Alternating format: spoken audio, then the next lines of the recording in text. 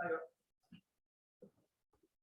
Babasahin po natin ang salitan ulit sa sulat ni Pablo sa mga taga-Roma, Kabanata 7, talata 1 hanggang 12.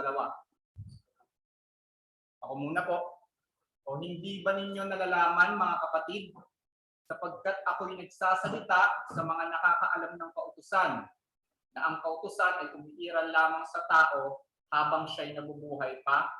Sapagkat ang asawang babae ay tinangi ng kautusan sa asawang lalaki habang ito ay nabubuhay. Ngunit kung mamatay ang asawang lalaki, siya ay nakalagdan na sa kautusan ng asawang lalaki. Kaya nga, kung siya'y makikipisan sa ibang lalaki habang nabubuhay pa ang asawang lalaki, siya'y tatawagin mangangalun niya. Ngunit kung mamatay ang asawang lalaki, siya ay malaya na sa kautusan, at siya'y hindi isang mangangalun niya kung siya man ay makipisan sa ibang lalaki. Gayon din naman, mga kapatid ko, kayo'y namatay sa kautusan sa pamamagitan ng katawan ni Kristo. Upang kayo'y makipisan sa iba, sa makakabili ay sa kanya na bumangon mula sa mga patay, upang tayo'y magbunga para sa Diyos. Sapagkat nang tayo'y nasa laman pa, ang mga pagnanasa ng mga kasalanan na pawang sa pamamagitan ng kautusan ay gumagawa sa mga bahagi ng ating katawan upang magbunga para sa kamatayan. Subalit ngayon na tayo'y nakagalas sa kautusan, Lamang tayo'y namatay doon sa pagpipil sa atin, upang makapaglingkod sa bagong buhay sa Espiritu, at hindi sa lumang batas na nakasulat. Ano nga ang ating sasabihin? Ang kautusan ba'y kasalanan? Huwag nawang mangyari. Gayon may hindi ko sana nakilala ang kasalanan kung hindi sa pamamagitan ng kautusan. Sapagkat hindi ko sana nakilala ang pag-iimbot kung hindi sinasabi ng kautusan, huwag kang mag-iimbot. Ngunit ang kasalanan, pagkakitan ng magkakataon sa pamamagitan ng utos, ay gumawa sa akin ang sari-saring pag-iimbot. Sapagkat kung walang kautusan, ang kasalanan ay patay. Minsan ako'y nabubuhay na hiwalay sa kautusan, subalit nang dumating ang utos ay muling nabuhay ang kasalanan. At ako'y namatay, at ang utos na tungo sa buhay ay nagpasang kung ito'y tungo sa kamatayan. Sapagkat ang kasalanan, pagkakita ng pagkakataon sa pamamagitan ng utos ay dinaya ako, at sa pamamagitan nito ay pinatay ako. At ang kautusan ay banal, at ang utos ay banal, at matuwid, at mabuti. Ito po ang Panginoon sa kanyang salita. Ito makakaupo na.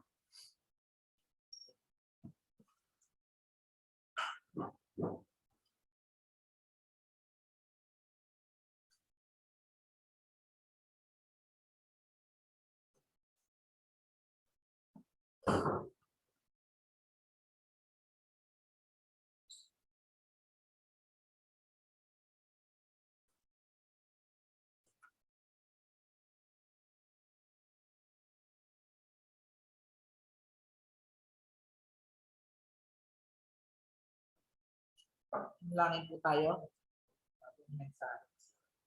Aming Ama, kami po ay dumadalangin sa iyo. Sa pamamagitan ng banal na Espiritu, lahat ng mga salita mo na aming maririnig, nawa ay maliwanagan kami sa mensahe na nais mong iparating, sa katotohanan na nais mong iparating sa amin, hinggil dito. Upang ito ay tunay na maging kapakinabangan ng aming kaluluwa at maluluhati ng iyong Panginoon. Sabayan mo po kami, bigyan kami ng focus, at bigyan kami ng mga pusong handa na magpasakop sa iyong salita. In Christ's name we pray all this. Amen. Amen.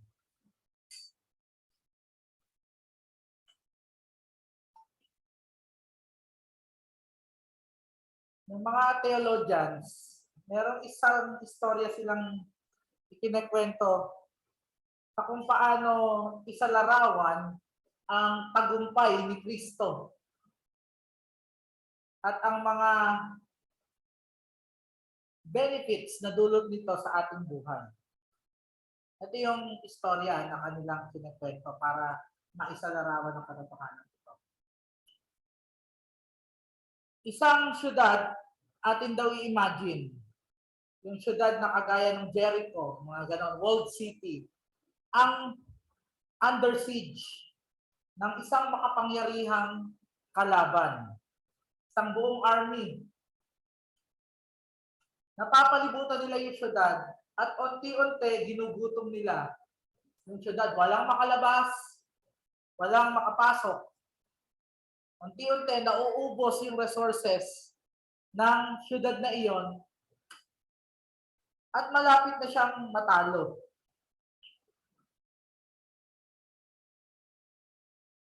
And then, isang gabi, doon sa panahon na kung saan sila ay sinisiege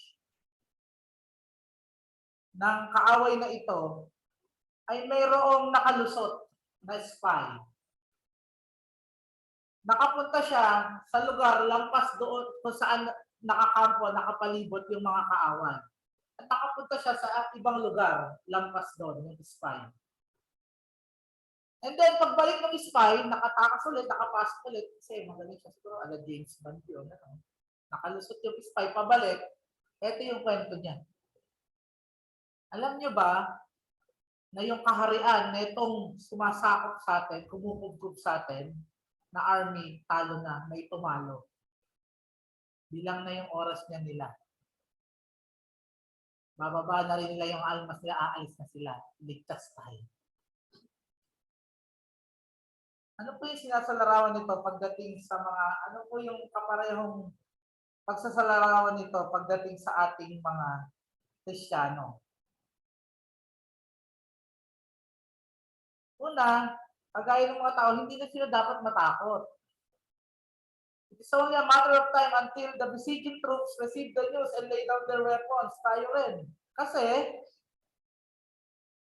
maaari ngayon nakapalibot sa atin ang kasalanan, ang flesh, ang total depravity natin, ang deceitful heart natin, ang mundong corrupt, decaying na ginagalawan natin, ang kaaway at ang kanyang mga kampon, samot-saring pagsubok, problema, sakit, pag-uusig sa pamilya, pag-uusig sa kakilala, pag-uusig sa mga ibang tao, etc.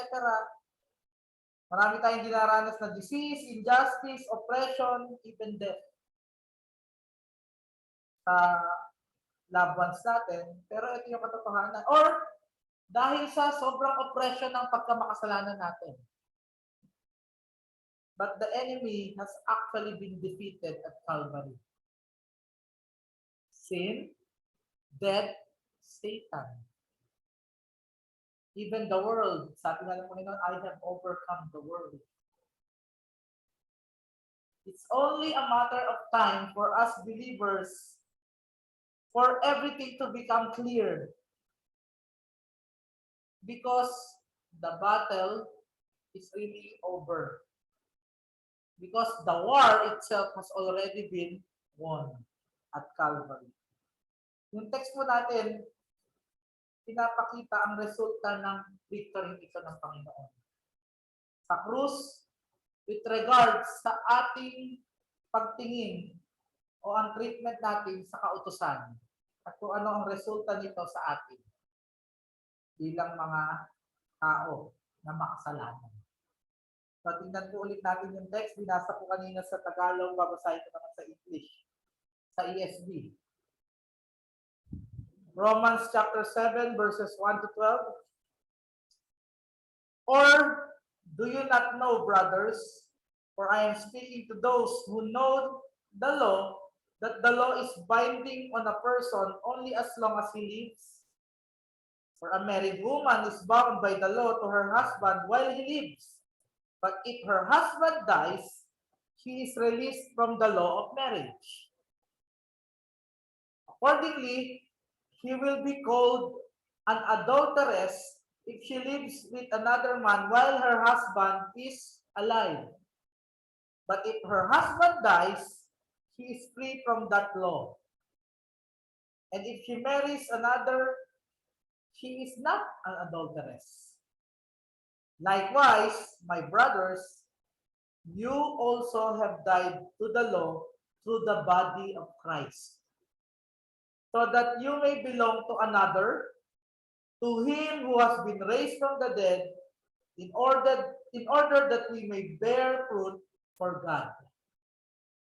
For while we were living in the flesh, our sinful passions, aroused by the law, were at work in our members to bear fruit for death.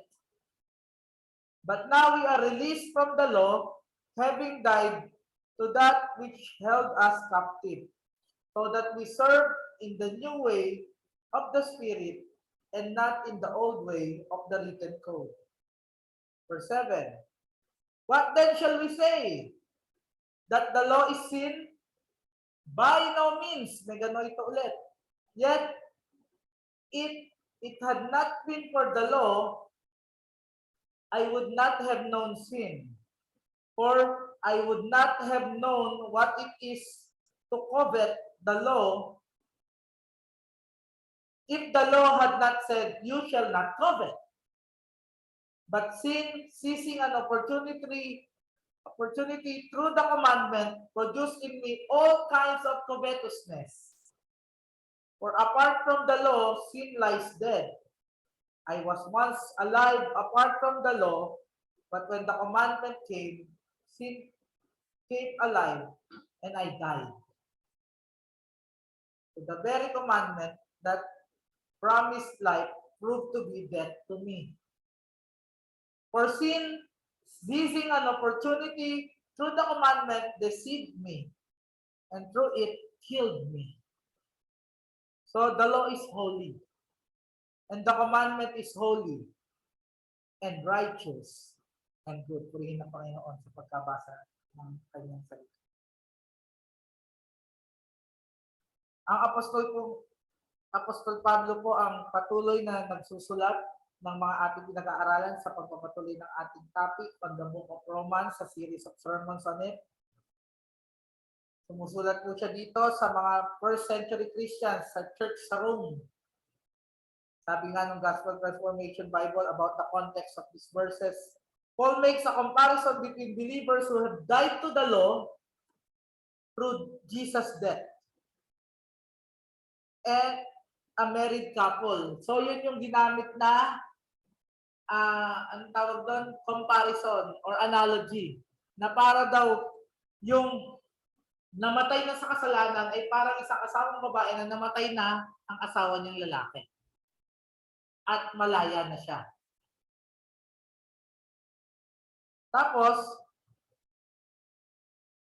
pinapakita rin dito yung katotohanan na habang nasa ilalim ng law at hindi pa namamatay dito, ang isang tao ay nasa ilalim ng kamatayan. Bakit? Kasi yung resulta ng disobedience sa law ay death. The wages of sin is death. At ang sin ay pagsalansang o pagsuway sa kautusan ng Diyos. So yun yung isang makikita natin malinaw sa konteksto. Sabi nga dyan, while wife and husband both live, their marriage vows are binding, but at death, there is release from that binding relationship. When Christ fully obeyed the law that we cannot obey on our own, we died to it when He chose us, when He regenerated us, when He made us to be born again, and when we repented and put our faith in Him. Doon, parang isang asawa na namatay na yung asawa mong lalaki. Malaya ka na doon sa kautusan. O ang treatment sa asawang lalaki ay parang kautusan. Hindi nagbabago yung kautusan. It is holy, di ba? It is righteous. Pero yung resulta nun na death dahil sa pagsuway mo doon, yung kasalanan na nagre-resulta sa pagsuway mo, nagiging dead ka na sa law. Wala nang epekto sa iyo yun. Kasi meron nang nanagot. Meron nang sumunod lahat ng law na kung saan ipinasa sa iyo yung righteousness na na-attain niya sa pagsunod niya ron. Ikaw na hindi makakasunod na imbis kamatayan, ngayon dahil dun sa sumunod na nagpasa sa iyo ng kanyang katwiran, na parang ikaw ay matuwid na rin, bagamat ikaw ay paulit-ulit na makasalanan, dahil sa kanyang ginawa, ikaw ay hindi na bind o bounded o slave ng law. At hindi na magtatamo ng kamatayan na dulot nito gawa ng kasalanan na resulta ng pagsuway dito. So, napakaganda ng tinuturong konteksto, di ba? Sinasabi, eto raw gumawa nito ay si Kristo whom the gospel proclaims. He releases us from captivity to what could only condemn us. That's about its lifelong and life-changing activity. So may kasunod, di ba? Una, ni-release tayo o He set us free from the condemnation. Unang-una, captivity sa pagiging under natin o bihag na tayo ng kautusan na magre-resulta sa kamatayan dahil patuloy tayong sumusuway dito. Ni-release niya tayo dun sa sitwasyon na yon, na bounded tayo sa law at dahil sa ating total depravity, pagkamakasalanan, ikamamatay natin yung spiritually. Yun yung una niyang ginawa. And then, sinet din niya yung lifelong and life-changing activity afterwards. Yun yung sabi dun sa verse 6, una, we have died to watch to that which held us captive. Yung nagbibihag sa atin. Now we are free. Free to do what we like. Sabi doon, meganoito na naman no? By no means. Because lumipat lang tayo ng slavery. Pero ibang klaseng slavery. Magaan, come to me, all of you who are lost, and I will give you rest. Restful. Burden is light. Yoke is easy.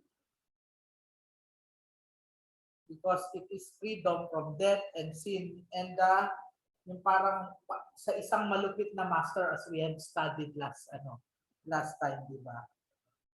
Paul states that the law is God's gracious way of revealing flaws. Makikita natin yun mamaya sa second point naman. Tapos pinakita rin dyan ni Paul sa verse 9, yung he describes a time when the commandment came, which is when he became aware of his condemnation under the law. Nung ikaw ay bata, naintindihan mo ano yung tama at mali. Pag gumawa ka ng mali, palo.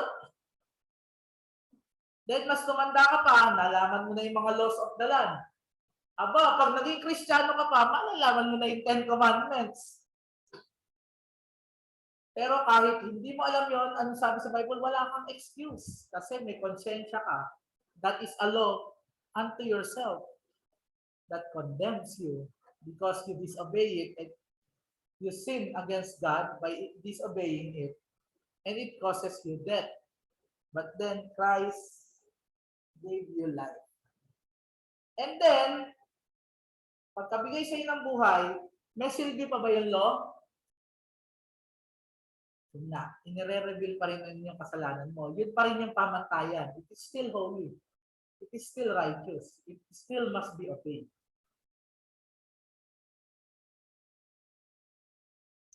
Sabi naman niya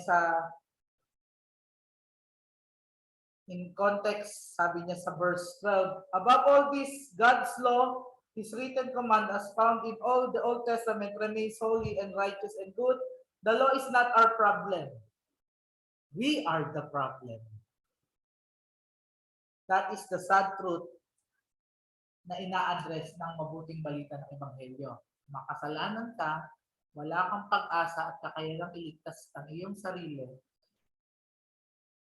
Kung kaya dahil sa biyaya at pagmamahal ng Ama, na pinili ka bago pa man likhain ang mundo at pinaganap niya sa pamamagitan ng kanyang anak sa krus ng Kalbaryo, ikaw na magsisisi at mananampalataya kay Kristo at sa kanyang ginawa sa krus ng Kalbaryo ay patatawarin, bibigyan ng pananampalataya na magdudulot sa iyo ng kaligtasan at buhay na walang hanggan.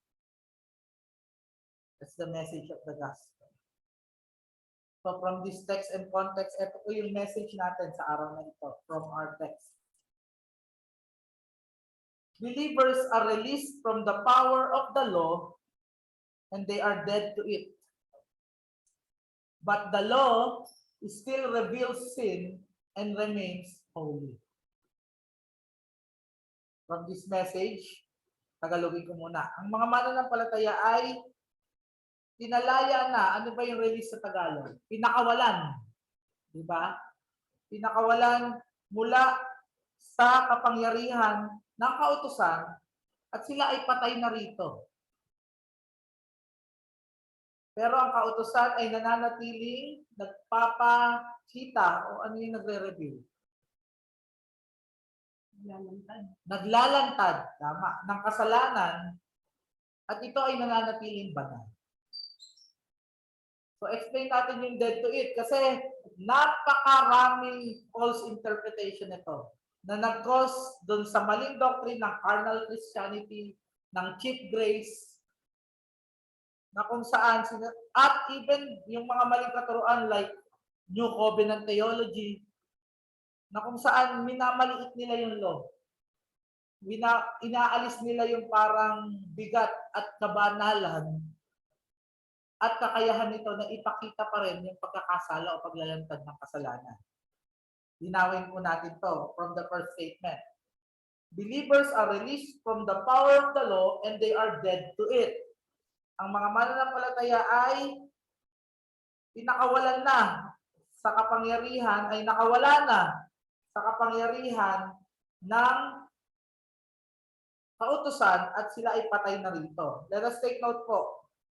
Paul is teaching to the Roman church then and in the timeless principles of the Bible now sa atin that when he says that we are not under the law but under grace, Paul is not teaching that the law has no place in the life of a Christian. Instead, he is simply teaching that in regards to the objective, justification, pagpakawalang sala, tayo ay na-release na sa power ng law. Kasi kung hindi pa tayo na-release, hindi tayo mapapawalang sala. Guilty as charged. And the wages of that guilt because of the sin of disobedience, death. Kaya sinasabing dead na tayo ron. Kasi hindi na tayo tatablan ng death na dulot nun dahil sa pag-disobey na nagkakos, kasalanan na cause ng disobedience.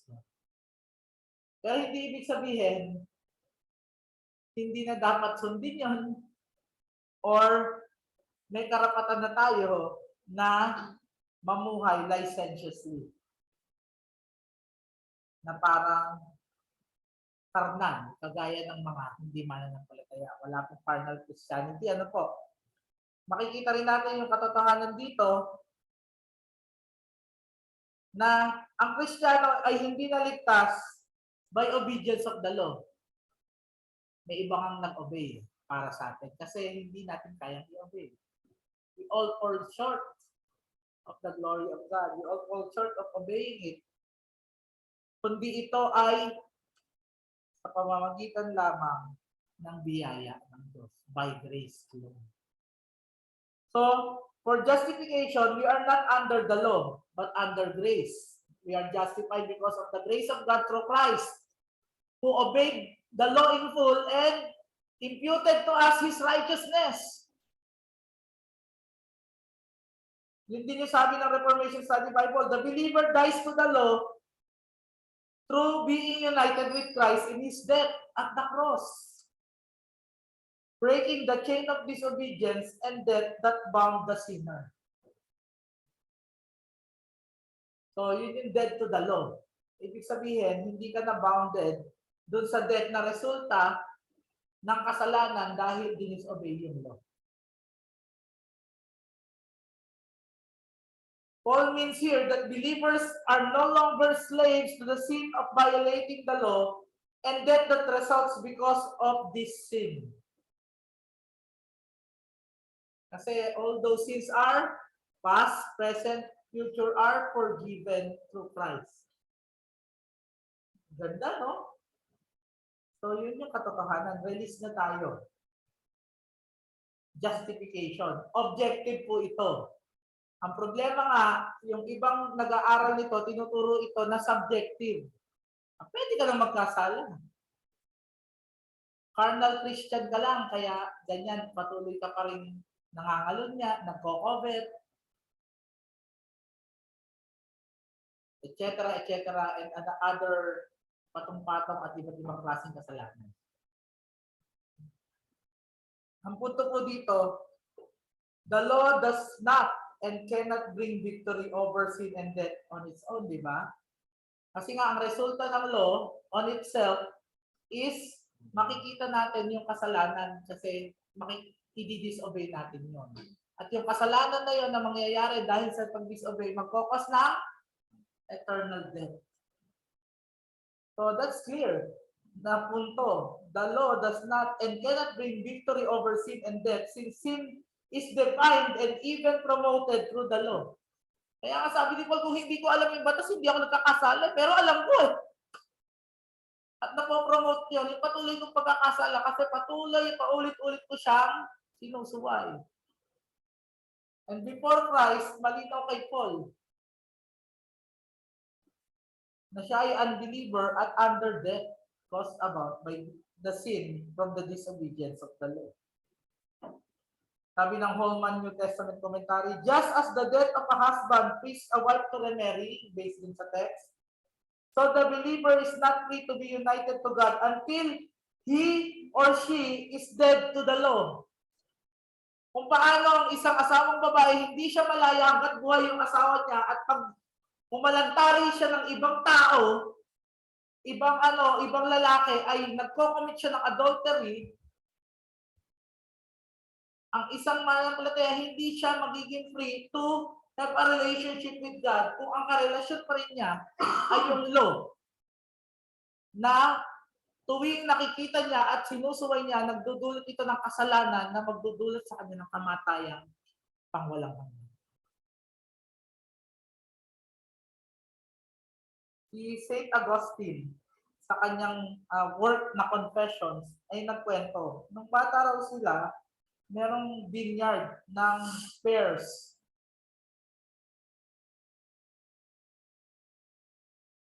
At sa tabi ng vineyard nila, may vineyard sila Augustine, ay merong pear tree ng kapitbahay. Maraming prutas. Hindi masarap yung prutas at hindi rin maganda. Pero, since pinagbabawal yung kuhanin, etong mga kolokoy na to, sabi niya, I and some other rich youth conceived the idea of shaking the pears of this tree, kakalugin, and carrying them away. We set out late that night, having as we usually did, in our depraved way, gone on playing in the streets till that hour, and stole all the fruit that we could carry. And this was not to feel for ourselves. And this was not to feed ourselves para kainin. All my enjoyment was in the theft, yung pagnanakaw daw mismo, itself, and in sin. Our real pleasure was in doing something that was not allowed. Mga kapatid, we were indeed under the power of the law, slaves to sin and enjoying it. Aminin niyo man o hindi. Even now nga, kay believer, may time ba tayo, nag-enjoy pa rin tayo sa kasalanan? Sana hindi. Sana nag-weep tayo. Sana hindi lalabanan natin ito, no? Nakakatakot kasi kung sinasabi mong Kristyano ka na, pero enjoy ka pa paulit-ulit gawin yung kasalanan. Sabi dito kasi, enjoying it before, but now dapat released from the lost power, dead to sin, we must be sorrowing over it and fighting it. In application, pero bago yung application, challenge. Are you fighting and sorrowing over sin na nagpapakita na patay na kayo sa law at you are under Christ and eternal life? Siyasatin po natin ang ating mga sarili. At yun yung application. We must share the gospel unang-una to those who whom we know that we were like that before. Alam natin yung sitwasyon natin dati, no?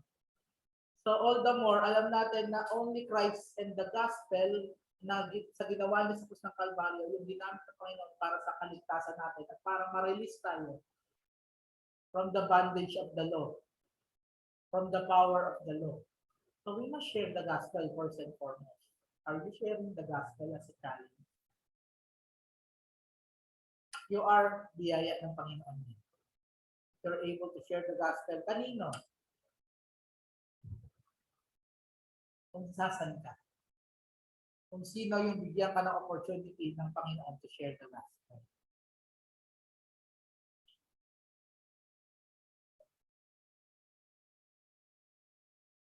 Sabihin natin sa kanila na only Christ can free you from the power of the law and make you alive instead of dead spiritually.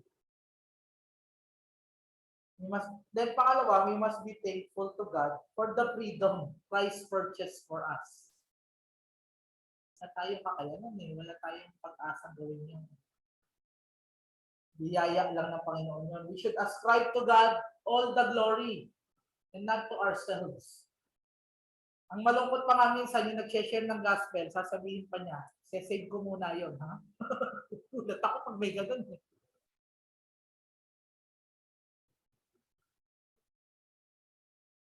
Kaiba, no? We must ascribe to God all glory due His name for all the things He has done for us through Jesus Christ. And mapapakita natin ito mga kapatid by living life worthy of that freedom that Christ purchased. Imagine not living a life worthy of that. Pinagkaloob ng Diyos yung kaisa-isang anak na matay sa krus ng Kalbaryo upang i-purchase yung kalayaan mo, pero namumuhay ka na parang hindi ka pa rin malaya. Let this be a challenge for us to apply. Let us live life according to that freedom na binayaran ng Diyos para sa atin, out of His love for us. Sa kasaysayan po, may isang Russian theologian ang pangalan Fyodor Dostoyevsky.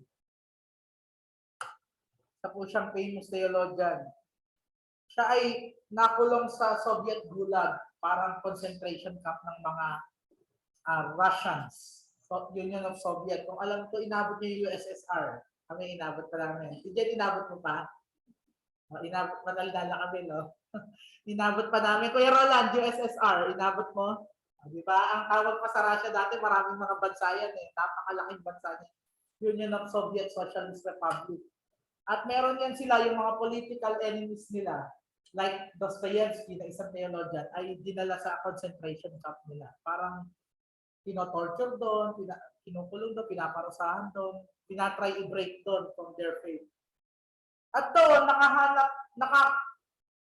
napasa kamay ni Dostoyevsky ang New Testament. At yun lang yung Bible na naintindihan niya. Grace. Wala yung law. Pero naging believer siya through that. Kasi enough, naandun yung gospel. Pero ito yung naging resulta sa buhay niya, yung lack of knowledge of the law. He lived licentiously. Kasi walang law na alam niya na dapat pumigil sa kanya ng magkasala, na magturo sa kanya kung ano ang banal, ang tama sa harapan ng Diyos.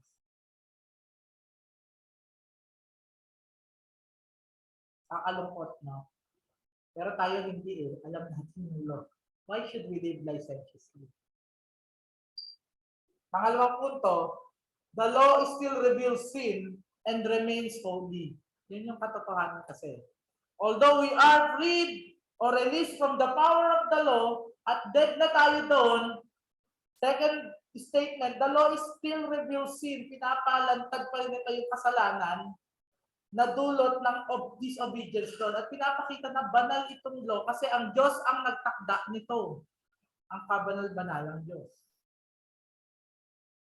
Sabi sa Deciding God, Paul is defending the law sa pagkakataong ito, especially from verse 7. Kasi sabi niya doon, what shall we say then? Is the law sin? Sabi niya, meganoito in Greek. May it never be. The reason he is defending the law is that he has some things about the law that would shock some of his readers. Una, in essence, he has said, if we make the law the decisive means of justification or sanctification, being declared righteous or becoming righteous, we find that its effect is exactly the opposite. Paano exactly the opposite? Ang law in itself, na pag-aralan sa PowerPoint, it does not justify from sin. Actually, it promotes it. Kasi pagtingin mo sa law, ang tao sa kanyang pagka-depraved, kagaya ni Augustine sa example, paano po kaya susuwayin to? Enjoy eh. Anong bawal, masarap. Ang corny niyan, gusto ko dun sa exciting, may challenge, may danger, may tatakbuhan kang pulis, o may hahalipod sa iyong kapitbahay, o may asawa ng may asawang pinapatulan mo, ang pwede kang ma-discover. Forbidden love, forbidden covetousness ng bagay na hindi sa'yo. Pag-escape, sabi nga ng asawa ko eh, one of the things that African men take pride of is ang pinaka magaling sa kanila, yung pinaka magaling manggancho, manloko ng kapwa. That's a virtue to them. But here we can see hindi. Because the law, hindi irrelevant to reveal sin. Nananatili ang sagrado at banal sa harapan ng Diyos at pinatutupad niya yung patuloy.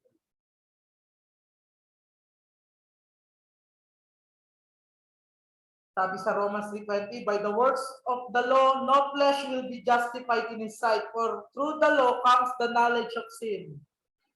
If we try to make it a means of justification, it becomes a means of condemnation. Neither does it sanctify, it stirs up more sin instead. Sabi ka sa Romans 7:8 sa ating pinag-aaralan, but sin, taking opportunity through the commandment, produced in me coveting of every kind. For apart from the law, sin is dead. Pero nandun yung law, ang napoproduce noon, sin, patong-patong na sin. Ang punto po dito, the law reveals sin and stirs up more sin on its own without the grace of God. Therefore, the holy, just, and good law of God is not the decisive means of justification or even sanctification. It is not the first and decisive way to get right with God. Kailangan mo munang ma-regenerate. Kailangan mo munang ma-free from the power of the law. Yun yung unang point natin, di ba? Bago ka maka-obey sa law. At mawala ng visa sa'yo yung penalty of the law, which is yung penalty of sin resulting from the disobedience of the law, which is death. Kailangan mo muna ang biyaya ng Diyos ng kaligtasan. Sabi ni Barclay, isang theologian, the law is good. That is to say, it is designed for nothing other than our highest welfare. True. It is meant to make a man good. Tama, di ba? Kaya dapat sundin ang kautusan, di ba? Kasi itinakda ito ng Diyos para makalapit ka sa Kanya. Para maging tao ka niya. Sabi ng Ligonier, the moral law reveals and exacerbates our wicked, covetous desires. Pero dahil bumagsak sa kasalanan ng tao, parang asthma, exacerbate, mas pinagagrabe nito yung mga covetous desires natin. Kasi nga, by nature, man is totally depraved. And the inclination of his mind, sabi nung bago gunawin, is evil. God's grace that caused repentance, ang punto rito, and forgiveness indeed makes man righteous before God and enables him to weep over and fight the sin that the law reveals through disobedience. Ganda, no? Since malaya ka na sa power ng law, na when you see the law, it reveals your sin. And it makes you all the more, by God's grace, come to Him in prayer, asking for forgiveness. And yun din yung pamantayan mo kung nabubuhay ka ba ng may katwiran.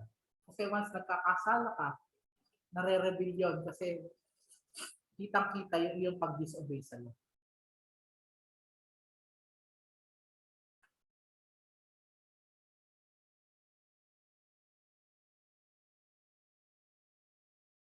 Maraming tao daw ay may physical sensitivity sa chocolate.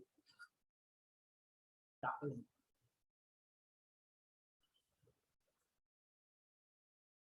Kasi meron daw benzene compounds yung chocolate na ang katawan natin, pag tinake yun, ay nire-resist ito at may allergic reaction. Actually, nakikita ko to sa aso eh. Kaya bawal pakainin ng chocolate. Sa tao din may ganon. Depending on the individual, the reaction may range from very mild skin rash to very severe medical shock and death. Chocolate, ha? Chocolate is fatal for some persons, not because chocolate is poisonous. In and on itself, hindi poisonous ang chocolate, sarap kayo.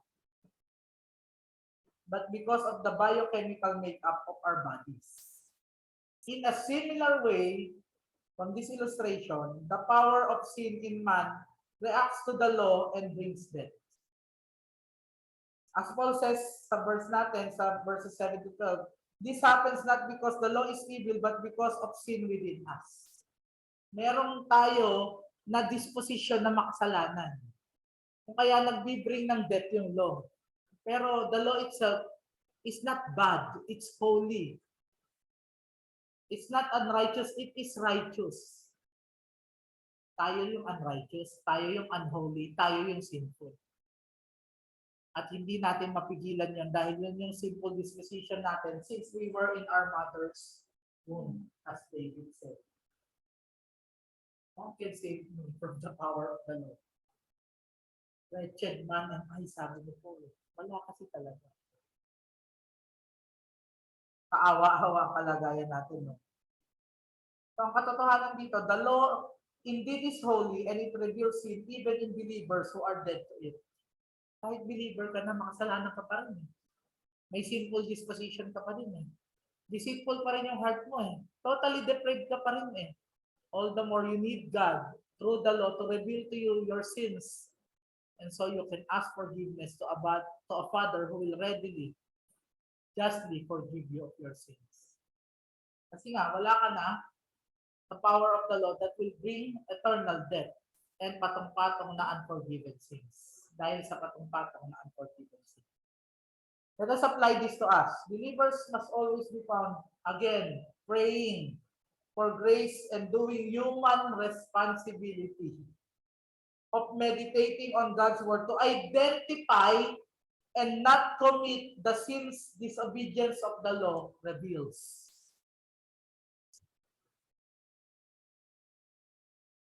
Meron ka bang pagsisikap, kapatid, as a challenge na alamin kung ano yung mga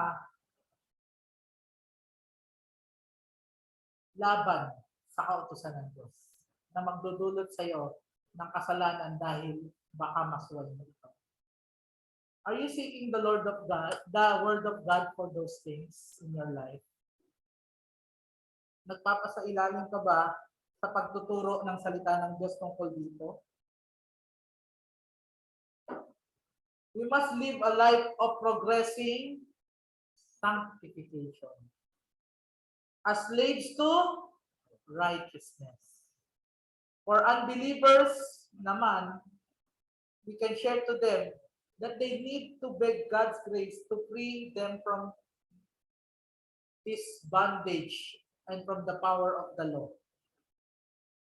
And it is only through Jesus Christ. We share the gospel of how Christ, the good news of Christ and the gospel of the cross and what he did in there that will cause repentance and forgiveness and eternal life.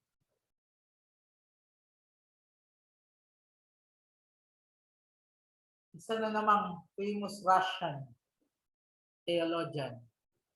This time, ang pangalan niya, Leo Tolstoy. He knew the law well. He mastered the Old Testament.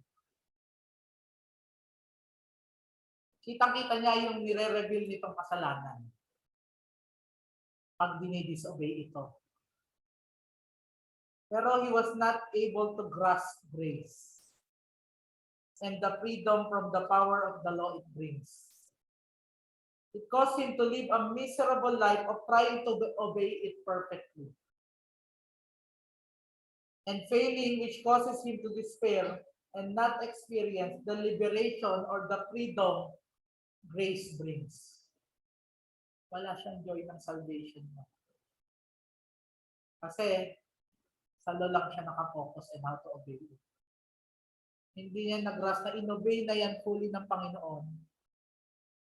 And tuwing mag-o-obey, disobey ka dyan, oo, nagkakasala ka pero handa kang patawarin ng Ama on the account of Christ. Wala siyang joy ng salvation. Hindi siya namumuhay licentiously like Dostoevsky, pero sobrang legalistic niya sa buhay niya pagdating sa pagsunod sa salita ng Diyos. To the point na parang nagiging self-sufficient na siya, na kailangan sundin niya at pag hindi niya nasunod, miserable siya. Hindi niya tinetake account yung pagpapatawad ng Diyos, even of future sins, even of present sins.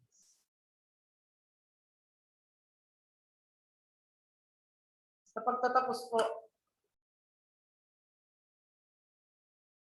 getting right with God in the first place as an undeserving sinner, and then learning to serve Him and bear fruit in Him as a justified sinner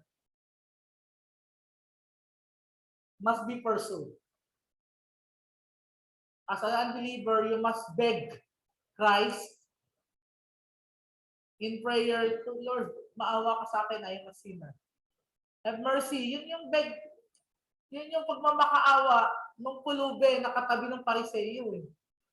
Have mercy on me, I am a sinner. And he was granted mercy.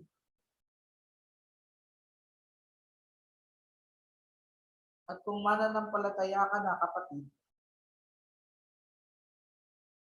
you must bear fruit as a justified sinner. Hindi dapat stagnant o paurong o walang pinagkaiba sa mundo yung buhay mo.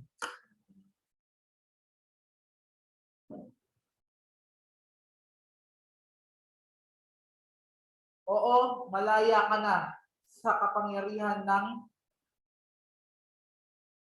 kautusan with regards sa iyong legal na katatayuan sa harapan ng Diyos. You're justified by grace through faith because you cannot be justified by the law. But then, nananatili ang buhay mo. Kailangan mag-progress ka from someone who is free from the slavery of the law and sin to one who is a slave to Christ, to God, and to righteousness.